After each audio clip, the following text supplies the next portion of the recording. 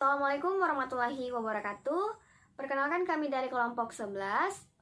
Pada video kali ini kami akan mempresentasikan materi yang berjudul Prinsip Dasar Analisis Laporan Keuangan. Sebelum kami memaparkan materi, di sini saya akan memperkenalkan anggota kelompok terlebih dahulu. Di antaranya ada saya sendiri, Alisa Salsabila, selaku pemateri pertama, dan kemudian ada Putri Pahira selaku pemateri kedua, dan terakhir ada Nur Fadila Insani selaku pemateri ketiga. Baik, langsung saja untuk mempersingkat waktu, saya akan memaparkan pembahasan pertama. Di sini ada prinsip dasar analisis laporan keuangan.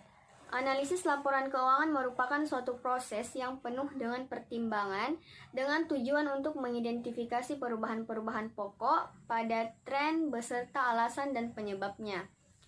Analisis laporan keuangan sangat krusial agar data keuangan bisnis atau perusahaan dapat dimanfaatkan dalam mendukung keputusan yang akan diambil baik oleh manajemen maupun pihak eksternal yang mempunyai kepentingan terhadap perusahaan. Informasi yang dihasilkan hanya menunjukkan suatu tanda peringatan awal akan terjadinya suatu pergeseran menuju keberhasilan atau kegagalan dari suatu perusahaan. Kemudian dilakukan dengan menggunakan berbagai macam metode dan teknik tertentu. Setiap metode dan teknik analisis didasarkan pada pertimbangan penting, tidak hanya suatu data yang disajikan untuk mengevaluasi posisi dan kinerja perusahaan. Tidak ada satupun metode dan teknik analisis yang dapat memenuhi semua kebutuhan.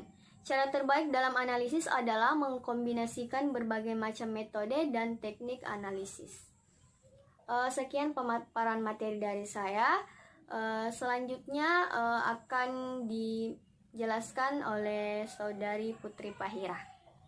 Baik, terima kasih atas kesempatan yang diberikan oleh pemateri pertama. Selanjutnya saya akan melanjutkan memaparkan materi tentang prinsip dasar analisis laporan keuangan, di mana semua metode dan teknik analisis mempunyai fokus perhatian dan tujuan yang sama, yaitu untuk menilai kemampuan suatu perusahaan dalam hal yang pertama menghasilkan arus dana, khususnya kas atau fund flow. Yang kedua, memenuhi kewajiban jangka pendek atau short term liquidity, dan yang ketiga memenuhi kewajiban jangka panjang atau long term solvency, dan yang keempat memberikan imbalan kepada pemberi modal atau return on investment.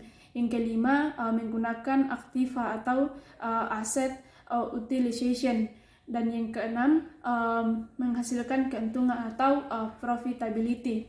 Selanjutnya metode analisis laporan keuangan ada 4. Yang pertama metode analisis, yang kedua metode komparatif, yang ketiga metode index time series, yang keempat metode common size financial statement.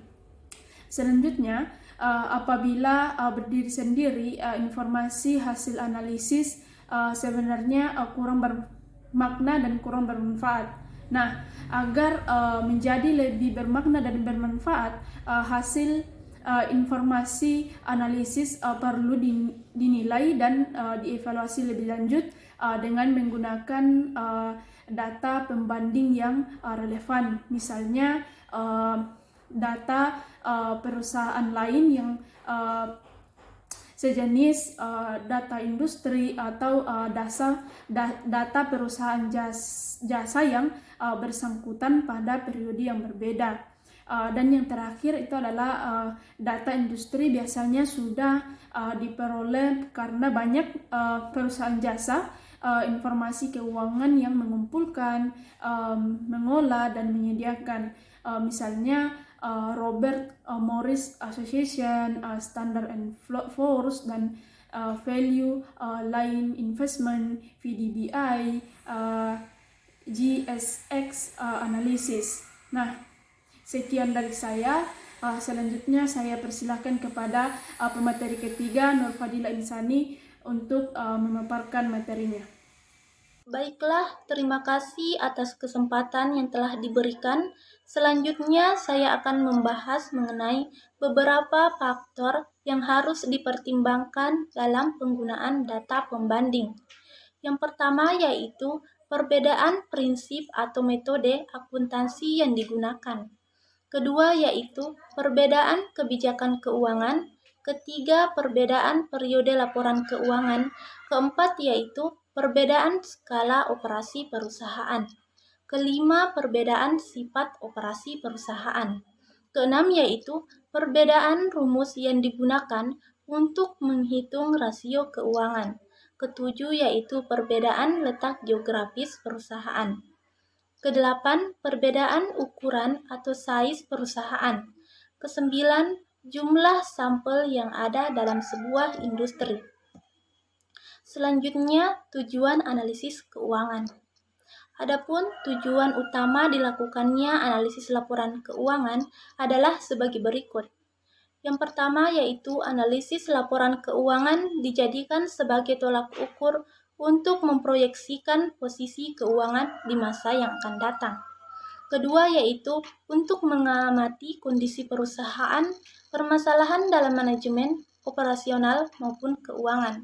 Ketiga sebagai alat ukur untuk melakukan efisiensi di semua departemen perusahaan. Keempat, sumber informasi untuk mengambil keputusan strategis sebuah perusahaan. Kelima, evaluasi kinerja perusahaan, baik dengan perusahaan lain maupun kondisi perusahaan lintas periode akuntansi. Sekian penjelasan dari saya, sekaligus akhir dan penutup presentasi dari kelompok kami. Kurang dan lebihnya mohon dimaafkan, dan semoga video presentasi yang kelompok kami buat dapat bermanfaat bagi banyak orang. Assalamualaikum warahmatullahi wabarakatuh.